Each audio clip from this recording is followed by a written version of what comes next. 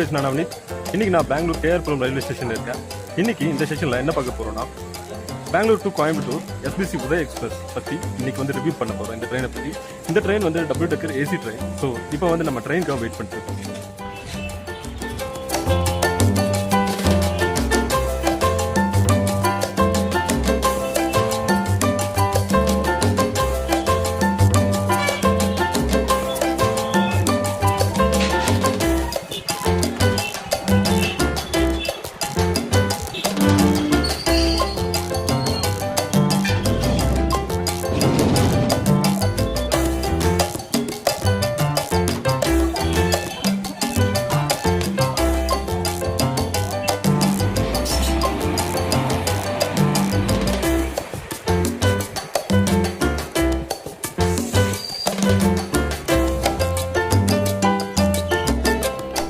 வழக்கமாக இந்த ட்ரெயின் 2:35 வருது. 2:46 ஆயிடுச்சு. இப்போ தான் வந்து ட்ரெயின் வந்துட்டுருக்கு.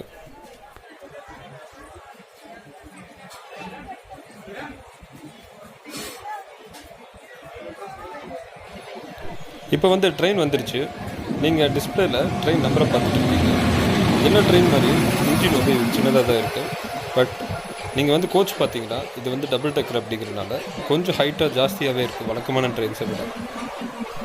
இந்த ட்ரெயினோட ஷெட்யூல் பார்த்துட்டிங்கன்னா ஆஃப்டர்நூன் 2:15க்கு பெங்களூர் கேஎஸ்ஆர் ஸ்டேஷன்லேருந்து ஸ்டார்ட் பண்ணிவிட்டு கேஆர்புரம்க்கு 2:35க்கு வந்து வரணும். நெக்ஸ்ட்டு கோயம்புத்தூர் எப்போ ரீச் ஆகும்னா 9 o'clock வந்து கோயம்புத்தூர் ரீச் ஆகும். மறுபடியும் அடுத்த நாள் காலையில் 5:40க்கு இந்த ட்ரெயின் வந்து கோயம்புத்தூர்லேருந்து கிளம்பி பெங்களூருக்கு 12:40க்கு வந்து ரீச் ஆகும். ஸோ இதுதான் வந்து இந்த ட்ரெயினோட ஷெட்யூல். இந்த ட்ரெயினுடைய சர்வீஸ் 2018 ஜூன் மந்த்லேருந்து விட்டுருக்காங்க. ஸோ ஆரம்பத்தில் வந்து ஜாஸ்தி கூட்டம் இல்லை, இப்போ ஜாஸ்தி கூட்டக்கூடி இருக்கு. ஸோ ஃபைனலி அடிச்சு பிடிச்சி ட்ரெயின்குள்ளே ஏரியாச்சு. இப்போ வந்து ட்ரெயினுடைய இன்டீரியர் ஸ்பேஸ் எப்படி இருக்குது அப்படின்னு சொல்லி பார்த்தோம்னா, ஸோ எடுத்ததுமே வந்து பேண்ட்ரி இருக்குது. செகண்ட் வந்து இந்த கம்பார்ட்மெண்ட்டை 2 டைப்ஸாக பிரிச்சுருக்காங்க.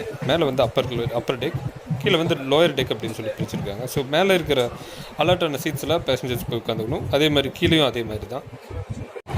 இந்த ட்ரெயினுடைய பிக்கப் ரொம்ப நல்லாவே இருக்குது, ரொம்ப ஸ்பீடாகவே இருக்குது.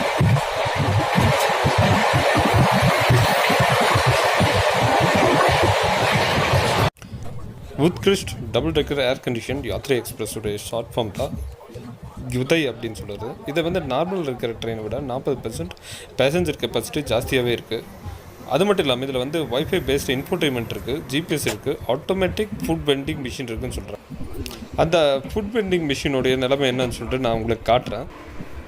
நார்மல் ட்ரெயின் மாதிரியே வந்து 2 காலமில் வந்து சீட் அரேஞ்ச் பண்ணியிருக்காங்க.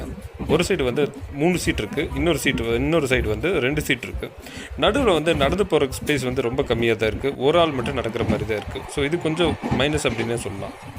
இன்னொரு அட்ராக்ட் பண்ணக்கூடிய ஃபீச்சர் என்னென்னா LCD ஸ்க்ரீன்ஸ். இதில் வந்து டேட்டு, டைமு, எவ்வளோ மணி நேரத்தில் ட்ரெயின் போகும், எத்தனை மணி நேரத்தில் இந்த வந்து ட்ரெயின் எவ்வளோ ஸ்பீடில் வந்து போயிட்டுருக்கு, வைஃபை டீட்டெயில்ஸு, நெக்ஸ்ட்டு ஸ்டாப் என்ன, ஃபைனல் டெஸ்டினேஷன் வந்து எந்த டைமுக்கு வந்து போகும் அப்படின்னு சொல்லக்கூடிய எல்லா டீட்டெயில்ஸுமே இந்த LCD ஸ்க்ரீனில் வந்து டிஸ்பிளே பண்ணிட்டுருக்காங்க. இது வந்து ஒரு பெரிய ப்ளஸ் அப்படின்னே சொல்லலாம். நெக்ஸ்ட்டு உட்காரக்கூடிய சீட்டு வந்து நம்ம கம்ஃபர்டபுளாக இருக்கா இல்லையா அப்படின்னு சொன்னால் அது வந்து கொஞ்சம் மைனஸ் தான். கம்ஃபர்டபுளாக இல்லை, சீட்ஸ் எல்லாம் கொஞ்சம் சின்னதாக தான் இருக்குது. நம்ம டீலக்ஸ் AC பஸ் மாதிரியே வந்து மேலே வந்து நம்ம பேக்ஸ் எல்லாம் வைக்கிறதுக்கு கொஞ்சம் ஸ்பேஸ் கொடுத்துருக்காங்க. இப்போது நம்ம சீட்டில் உட்காந்ததும் பார்க்க முன்னாடி எப்படி இருக்கும் அப்படின்னு சொல்லி நம்ம பார்த்தோம்னா, நார்மலாகவே எல்லா ட்ரெயின்ஸ்லையும் இருக்கிற மாதிரி இதில் வந்து ஃபுட் ட்ரே வந்து கொடுத்துருக்காங்க. ஸோ அதை வந்து நம்ம ஸ்நாக்ஸ் சாப்பிட்றதா இருந்தாலும் ஃபுட் சாப்பிட்றதா இருந்தாலும் அதில் வச்சு நம்ம வந்து சாப்பிட்டு மறுபடியும் வந்து பழையபடியே வந்து அந்த ட்ரேயை போட்டு லாக் பண்ணி விட்டுடலாம். சைட்ஸில் வந்து தண்ணி பாட்டில் வைக்கிறதுக்கு தண்ணி ஸ்டாண்டு கொடுத்துருக்காங்க.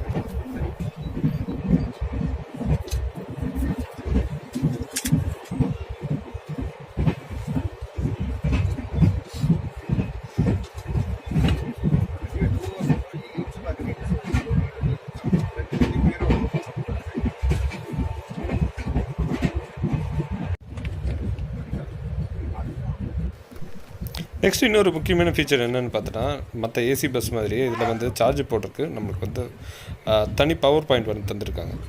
நீங்கள் சாப்பிட்டு முடிச்சதுக்கப்புறம் அந்த வேஸ்ட் கவர்ஸ் எல்லாம் எங்கே போடணும் அப்படின்னு சொல்லி பயப்படாதீங்க. சீட்டுக்கு முன்னாடியே வந்து ஒரு நெட்டு கொடுத்துருக்காங்க, அதுக்குள்ளே நம்ம வச்சிடலாம்.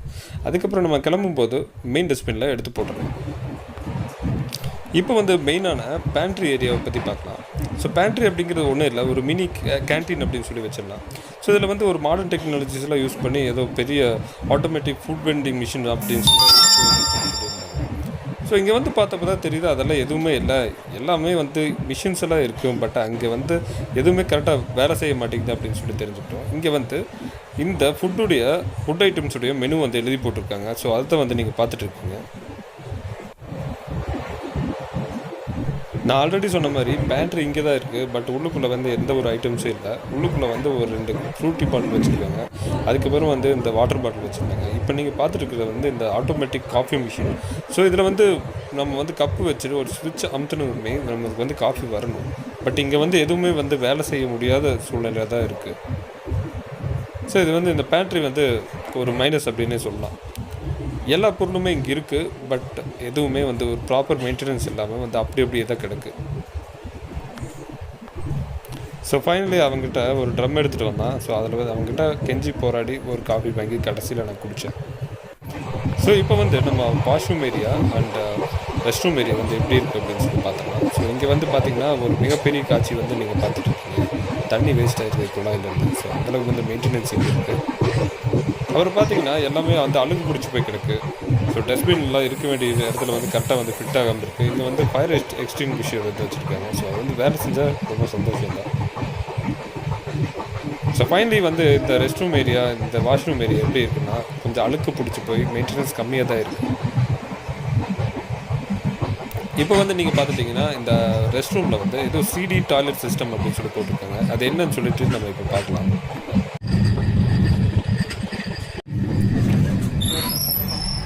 ஸோ உள்ளே நடந்ததுமே எல்லாமே நல்லா இருக்கிற மாதிரி தான் தெரியுது. பட் நீங்கள் வந்து இங்கே வந்து கொஞ்சம் உத்து பார்த்தீங்கன்னா இருக்க வேண்டிய இடத்துல எதுவுமே எந்த பொருளுமே இருக்காது அப்படின்னு சொல்லலாம். பார்த்திங்கன்னா ஒரு கண்ணாடி இருக்குது, ஒரு விண்டோ இருக்குது.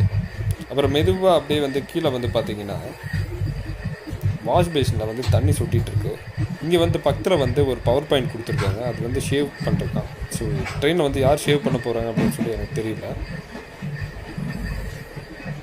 அப்புறம் பார்த்தீங்கன்னா இந்த ஹேண்ட் வாஷ் இருக்க வேண்டிய இடத்துல வந்து ஹேண்ட் வாஷை வந்து காணும்.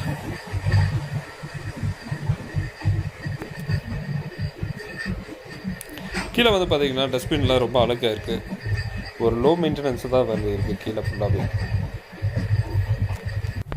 ஸோ ஃபைனலில் வந்து பைப்பில் தண்ணி வருதா, பைப்பெல்லாம் கரெக்டாக ஒர்க் ஆகுது அப்படின்னு ஒன்று செக் பண்ணேன்.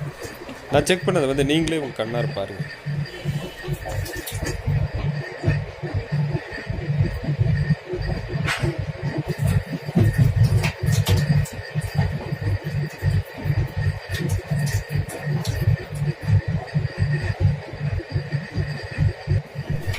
ஸோ இந்த பைப்பில் வந்து என்ன டெக்னாலஜி யூஸ் பண்ணியிருக்காங்க அப்படின்னு சொல்லி தெரியாது. பட் பைப்புடைய பிராண்டை நீங்கள் கொஞ்சம் பாருங்களேன். இன்னும் பக்கத்து கம்பார்ட்மெண்ட் வந்து நான் செக் பண்ணதில் வந்து 2 டைப்ஸ் ஆஃப் பாத்ரூம் இருக்குது. இங்கே வந்து இந்தியன் ஸ்டைல் ஒன்று, வெஸ்டர்ன் ஸ்டைல் டாய்லெட் ஒன்று இருக்குது. ஸோ அதைத்தான் வந்து நீங்கள் பார்த்துட்ருக்கீங்க. ஸோ இந்த டாய்லெட்டை வந்து பார்க்குறக்கு ஓரளவுக்கு நீட்டாக இருந்தாலும் அவ்வளோ பளபளா அப்படின்னு சொல்லிட்டுலாம் இல்லை. ஸோ டஸ்ட்பின் எல்லாமே வந்து கொஞ்சம் அழுக்காக தான் இருக்கும். நார்மலாகவே ட்ரெயினில் படியில் நின்றுட்டு நம்ம ட்ராவல் பண்ணுறது ரொம்ப கேர்ஃபுல்லாக இருக்கும். நான் யாருக்குமே இந்த விஷயத்தை வந்து ப்ரிப்பேர் பண்ண மாட்டேன். பட் அந்த சாயந்தர நேரத்தில் சேலம் பக்கம் வரும்போது இந்த சீனரியை நீங்கள் இந்த ட்ரெயினில் வந்து பார்க்கலாம்.